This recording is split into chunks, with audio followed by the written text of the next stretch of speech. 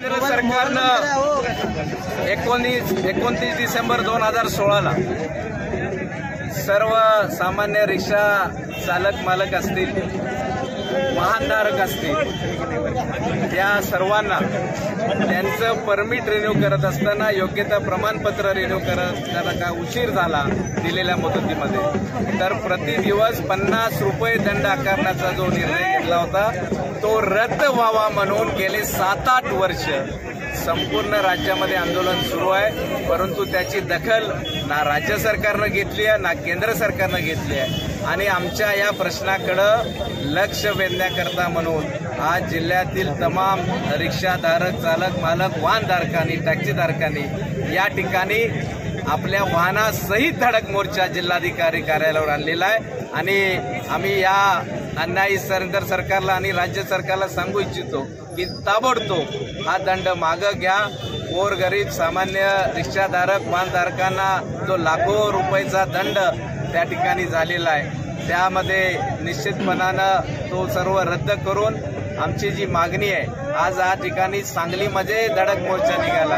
भावी काळामध्ये हा प्रश्न सुटला नाही तर महाराष्ट्राच्या विधिमंडळावर त्या ठिकाणी धडक मोर्चा केला जाईल आणि तमाम सर्व रिक्षाधारक, चालक मालकांची ताकद दाखवून देऊ। आम्हाला मुख्यमंत्र्यांबद्दल आदर आहे, ते एक रिक्षा चालक म्हणून त्यांनी आपल्या जीवनाची सुरुवात करून ते राज्याचे मुख्यमंत्री झाले। त्यांना निश्चितपणानं या रिक्षाधारकांचे प्रश्न माहिती आहेत, त्यांचे अडचणी माहिती आहेत, त्यामुळं एक सहानुभूतीनं का विना त्यांनी या प्रश्नाकडे लक्ष घालावं। केंद्र सरकारला दणक्यात सांगून टाका की तुम्ही जरी कायदा केला असला तरी महाराष्ट्रामध्ये आम्ही हा कायदा करणार नाही, लागू करणार नाही। असं काही राज्यानं जे केलंय तो निर्णय मुख्यमंत्र्यांनी घ्यावा आणि तमाम सर्व वाहनधारकांना न्याय द्यावा अशी मागणी आम्ही या ठिकाणी करतोय। धन्यवाद। 29 डिसेंबर 2016च्या अधिसूचनेला महाराष्ट्रात प्रतिदिन 50 रुपये विलंब शुल्क पासिंग करता हे आकारलं जात आहे। या अन्यायी कराच्या विरोधात आणि आज रस्त्यावर उतरून जिल्हाधिकारी सांगली येथे धडक मोर्चाचे आयोजन केलं होतं। आम्ही जिल्हाभर सगळ्यांना आवाहन केलं होतं, सर्व संघटना, सर्व रिक्षाचालक यात सहभागी झालेले आहे। येणाऱ्या काळात पण आम्ही सर्वांना सोबत घेऊ, बाकीच्या ज्या संघटना आहेत त्या सगळ्यांना आवाहन करू आणि अनेक जिल्ह्यात मोठी मोहीम राबवून पश्चिम महाराष्ट्रात दौरे करून अनेक पश्चिम महाराष्ट्र समिती करून या शासनावर दबाव आणण्याचा प्रयत्न करू। महाराष्ट्राचे मुख्यमंत्री हे एक रिक्षाचालक आहेत, पण रिक्षाचालकाची कुठलीही जाण नसलेला मुख्यमंत्री परवा TC ऑफिसला 2-4 संघटनेच्या बैठक झाल्या आमच्या वरिष्ठ लेवलला। त्या TCने सांगितलं की तुम्ही मुख्यमंत्र्यांच्याकडे जावा, नितीन गडकरी साहेबांच्याकडे जावा आणि तिथं तुमचं कारण सांगा आणि तुम्ही दंड रद्द करून घ्या। तर मुख्यमंत्र्यांनी याला पर्याय म्हणून तोंड द्यायला लागते म्हणून काय तर उगाच कल्याणकारी तुम्हाला लागू केलंय, आश्वासन दिलं, त्याचं आश्वासन गाजर दिलं, ते सगळं वाऱ्यातच आहे। आम्ही विचार चालला आहे, आमचा विचार चालू आहे, आम्ही विचार करतोय। ह्या सगळ्या गोष्टी आहेत, त्या पोकळ घोषणा आम्ही 14 वर्षापासून ऐकतोय। हे कुठलीही घोषणा यात कुठलं तथ्य नाही। 300 रुपये जमा करा आणि 50,000 रुपये लाभ घ्या अपघाताचा, अशी त्यांची स्कीम फसवी स्कीम आहे। पोस्टामध्ये गेला तर 12 रुपयाच्या विम्यामध्ये तुम्हाला 2 लाख रुपयाचा इन्शुरन्स आहे, पण 300 रुपये आम्ही कशासाठी द्यायचे त्यांना।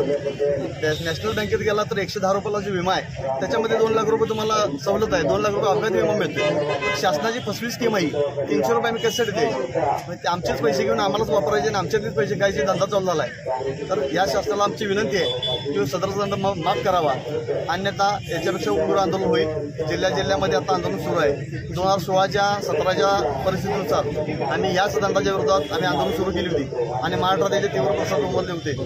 जर येणाऱ्या अधिवेशन काळात 27 तारखेला अधिवेशन सुरू होते पावसाळी, त्या अधिवेशनात जर या जिल्ह्यातील आमदारांनी किंवा मुख्यमंत्र्यांनी हा जर निर्णय विषय उचलून धरून जर दंड रद्द केला नाही तर आम्ही विधानसभेसमोर सुद्धा आंदोलन करण्याच्या तयारीत आहोत, तशी आमची चर्चा चालू आहे। आम्ही पुढील घोषणा 30 तारखेच्या आसपास जाहीर करतो।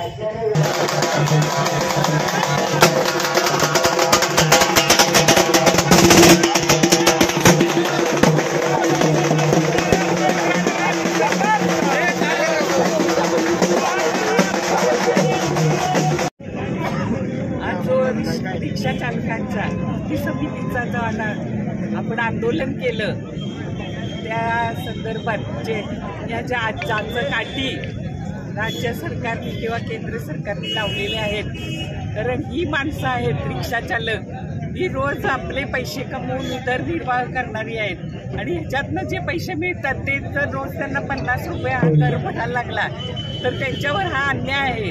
त्यामुळे ह्या सगळ्याचा आम्ही सर्वजण निषेध करतो आणि या रिक्षा चालकांना न्याय मिळालाच पाहिजे आणि याच्यासाठी एक महामंडळ निर्माण करून ते महामंडळ सगळ्या म्हणजे रिक्षा चालकांना ज्या ज्या सवलती लागतात, कारण ही एक लोकांची सेवा करणारी लोक आहेत तर आणि आपला उदरनिर्वाह त्याच्यावर त्यांचा चालतो. त्यामुळे ह्या जाचकाठी रद्द करून एक महामंडळ निर्माण करून त्याच्यासाठी त्याच्यातनं सवलती या रिक्षा चालकांना त्यांच्या घरातल्या लोकांना किंवा मुलांना कशा मिळतील या संदर्भात आम्ही लवकरच एक निवेदन देऊ. आणि आत्ताच पृथ्वीराज बाबांनी सांगितल्याप्रमाणे आपले मुख्यमंत्री हे एक रिक्षा चालकच होते. त्यामुळे त्यांना ह्या समस्या ते कसे झगडतात कसे जगतात याबद्दल त्यांना नक्कीच माहिती असेल आणि त्याच्यासाठी ते नवीन कायदा लवकरच करतील. यासाठी आम्ही सर्वजण प्रयत्नशील राहू आणि या रिक्षा चालकांच्या मागे राहू.